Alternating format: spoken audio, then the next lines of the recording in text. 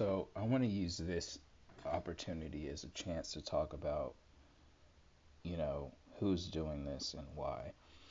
For me, as far back as I can remember with these incidents starting, you know, it started when I was in college, around 2014. Um, and I got a good look at all of this stuff because not only was that the chance I got it, the time that I got a chance to see it, but for me, because I was in and out of different high schools, long story short, I had to stay at my original high school after transferring to another school for an additional year, only to take, one class for one semester and then one class for the second semester. Or I believe it was two because there were two separate, I think it was the math and science credits that didn't transfer over. But they were only offering, like, long story short, actually it was one class. I had to take one class for one semester, another class for a second semester. So I'm saying this because by the time I got to college, a lot of my friends had already been in school for a year. But this was around the time that, the whole 2014 PlayStation Network attack happened, and what that happened around Christmas. And what they did was they just took PlayStation Network offline. So people who wanted to play games online couldn't. People who wanted to buy games online couldn't. It happened during what's supposed to be the happiest time of year. So not only, so they robbed people quite literally in almost three different ways. Like, they robbed them of their chance to use their PlayStations.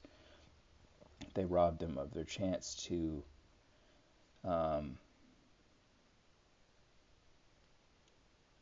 buy or take advantage of stuff that they had already bought, albeit games, that took advantage of online features or just to buy games online. So they robbed people in that way. And then it happened during Christmas. So a lot of people don't understand this, but anytime they strike, it's horrible. This isn't just like a matter of I'm parking somewhere where I'm not supposed to park, or I park somewhere where I'm allowed to park, but I overstayed my welcome. I mean, these are horrible, horrendous crimes that are being committed.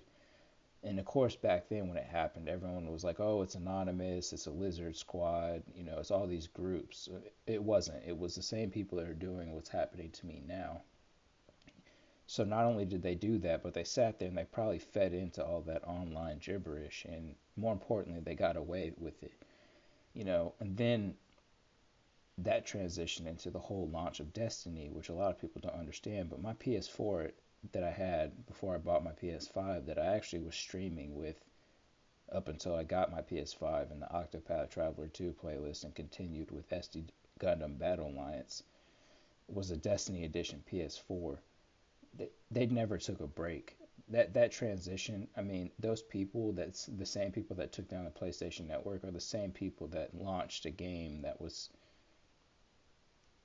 gutted in like so many ways, to the point where it was terrifying for people that are probably covering it, because they were wondering what the hell happened to the 5 or 6 years of promises that were just taken from them. And more importantly, you know, that game, a lot of people don't realize this, but that game was almost unplayable for about 3 or 4 months after it launched. And I think around month three, people like me started to get online after the first 2 months. But I bought a Destiny Edition PS4. My home Wi-Fi for the first month just couldn't play. I couldn't play that game. Patrols weren't working. I couldn't get into the Crucible. Strikes were god awful. They never lasted, and the connection was terrible. So because I had my own job and was working, I actually bought because my mom was using one. It's like a 5G kind of portable. You can turn your phone into a Wi-Fi hotspot now, but they sold these things in the past. It was like a little pager. And so not only in that you could switch on, so you had to buy it and then pay for the service, but it was like you could turn you could create your own Wi-Fi around you. And so not only did I get one of those, but it was from a reputable dealer. Not that if you don't buy it from somewhere like AT&T, it's not reputable, but that's where I bought mine from. And I believe it was 5G at the time. So back then, there was no excuse for me, especially after having bought that, to not be able to connect. And surely enough, I couldn't. So even back then, I knew it was probably the same people that were doing the PlayStation Network takedown in 2014 during Christmas that were doing this. So I discontinued that after like the first month, which is a total waste of money on top of the money I spent on the PlayStation after they took the network down in 2014 and couldn't connect to after I had bought it to play Destiny and other games. And then I pretty much sat on it for like month three, struggling to get through whatever I could get through with any kind of online. That game is an online game, so I was just struggling to play whatever I could until about that fourth month. I think everyone finally got on. So, they did the PlayStation Network assault takedown thread. That was horrible.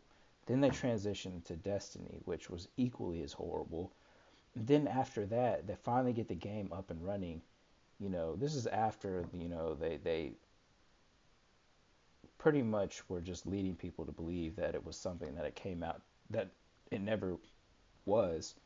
Then on top of that, the game itself was unplayable for the first, 3 to 4 months.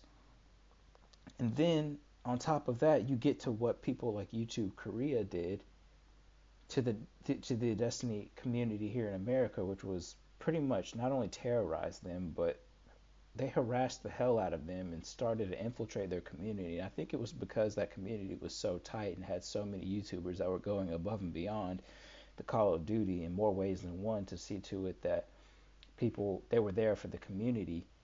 It's because they were those type of people, and because Bungie was what it was, and I think they had people that were not only just like working for the company, but on YouTube and helping the American YouTubers, and subsequently doing their job, that they were able to call bullshit and separate themselves from them. But of course that didn't work because those same people are still on this platform to this day that were responsible for that attempt at an infiltration of just those people. I mean, it was obvious what they were doing. They were uploading at very peculiar times. The thumbnails of their videos were incredibly suggestive. Of course, YouTube has always turned a blind eye to all of this. So you have what happened to the PlayStation Network. Then you have the botched launch of the game and the state of the game relative to all of these wonderful people who are trying to make this work here in America. Then they're subject to the Korean assault that happened right around the time I got back. I was able to access the game on my home Wi-Fi for the first time after having bought a thing specifically to play the game that was light year, that should have been able to run it, but it didn't. All from my own money, So I never had to suffer through the 2014 attack on Christmas, but I did suffer through the botched launch of Destiny. Then there was what YouTube Korea did to that same community, which is apart from their behavior on this website, which has always been sickening. I mean, what Korea has done to YouTube, I mean, I think from the very beginning, no one really cared, but like, they're out here, they've been terrorizing people, threatening people, uploading all kinds of horrible content. You know, Meanwhile, YouTube is making all kinds of games and anime to just obfuscate in their name while not addressing any of these problems. You know, so then that happened. I continued to work, and then some of those same Korean YouTubers actually turned their attention towards me because there were nights when I was working, and the nights I was scheduled to get paid, some of these same very people that harassed the Destiny community, you know, 2 or 3 years later, were uploading suggestive videos and just videos in general. Like as I'm walking to my car and getting in my car to drive home at 1, 2 o'clock in the morning, um,